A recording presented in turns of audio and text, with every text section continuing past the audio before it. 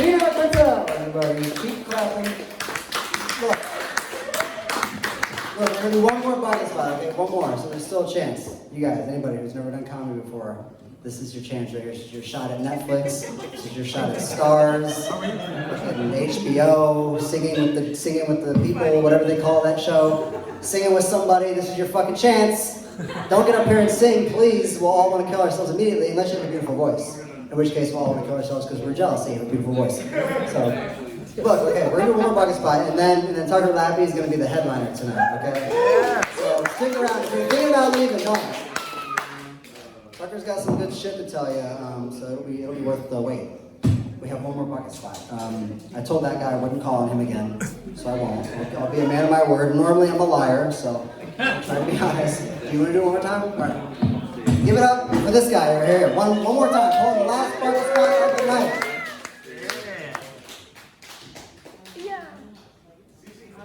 Cecil Heymans or Cecil Heymans. Either one. I'm sure he'll go by whatever. Give it up for the very funny Cecil Heymans.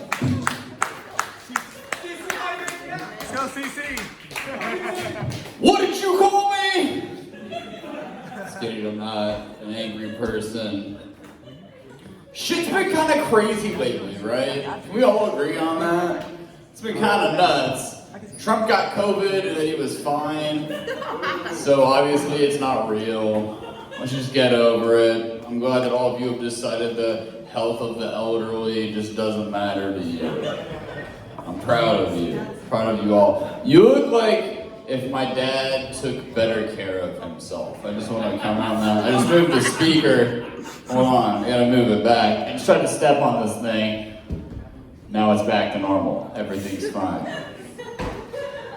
I love when people tell me, I was talking to a friend of mine, and he is a real friend, which I'm ashamed to say. We were talking about stand-up, and he was like, yeah, the material just writes itself nowadays, right, buddy? Right? There's nothing funny to talk about right now. Everyone's lives are in shambles. It's terrible. It's terrible out. You can't go do anything without a mask on. People try to talk to me a lot about, do you like to write jokes about Donald Trump? Do you think a lot about Donald Trump? The only thing I think about Donald Trump is how amazing it would be if he was really good at magic tricks. Like he could just do stuff. You know, he could instead of grabbing women by the pussy, he was pulling rabbits out of them and they were fully functional. Yes, you look very pleased with your decision to call my name from the bucket spot. No, I think it would be funny if Donald could do magic tricks. Like if he went to shake hands with Biden and a dove came out of nowhere. Especially if he was really humble about it. Like he didn't, that was the one thing. Like Pence, he's giving him a blowjob because they do that all the time. So he's like, Donald, you're the best at magic tricks. And then fucking Donald just bonked him on the head and was like, Pence, they're called illusions. You piece of garbage. I don't know, I think I want to open up to you guys and tell you guys the story of a Tinder date I had one time. This is not a happy story. Okay, so let's start it out. I'm doing more cocaine than anyone you've met in person at the time. Like I could fill up a toilet bowl seat with my monthly doings of cocaine. Like if cocaine worked like cigarette companies did in the 90s, I'd have a bunch of hats and ashtrays that say Sinaloa Cartel.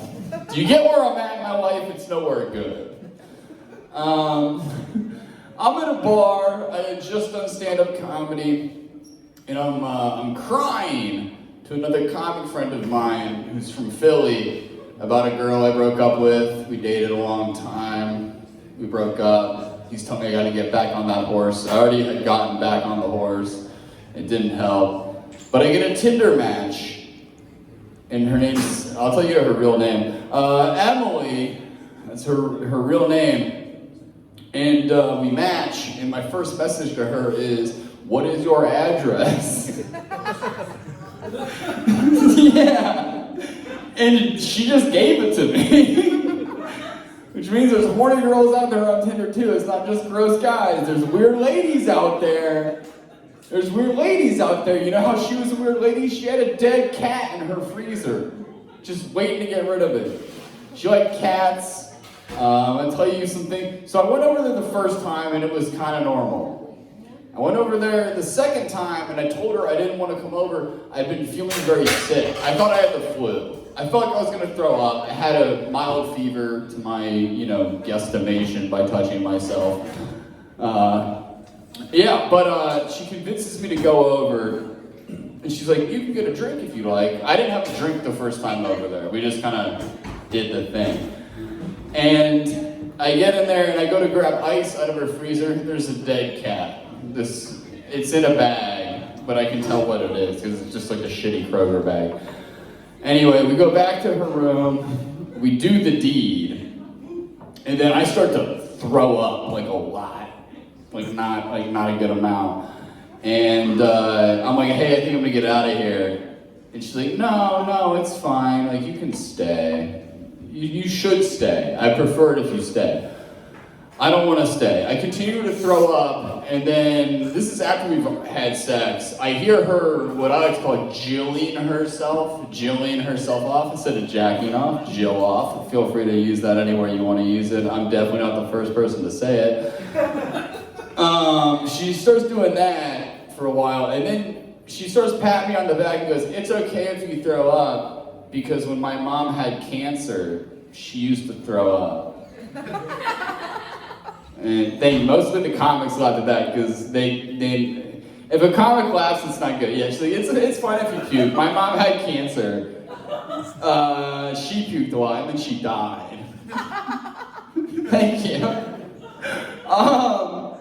We continue.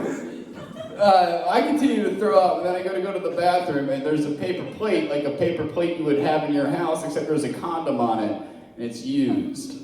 And it's super not my condom. You're my favorite, because you're like, this is kind of disgusting. This is a sad look at reality for some people. She acknowledges it's not my condom or her condom, it's a condom from a whenever.